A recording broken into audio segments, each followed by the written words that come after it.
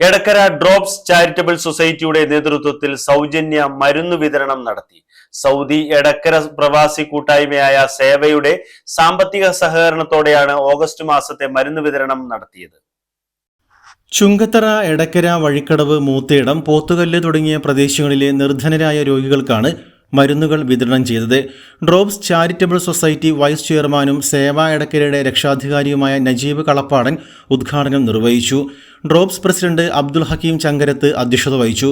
Coordinating secretary Priya George, Seva Jeddah president Abdul Samad, സേവാംഗങ്ങളായ Abdul Kareem, Gafoor, Drops ഭാരവാഹികളായ E Ashraf, V P Shoukath, Ali Ashraf, Rafeeq, Rasheed Varikkodan, Manu Edakkara, Abdul Kareem, Nadir Kalappadan തുടങ്ങിയവർ സംബന്ധിച്ചു.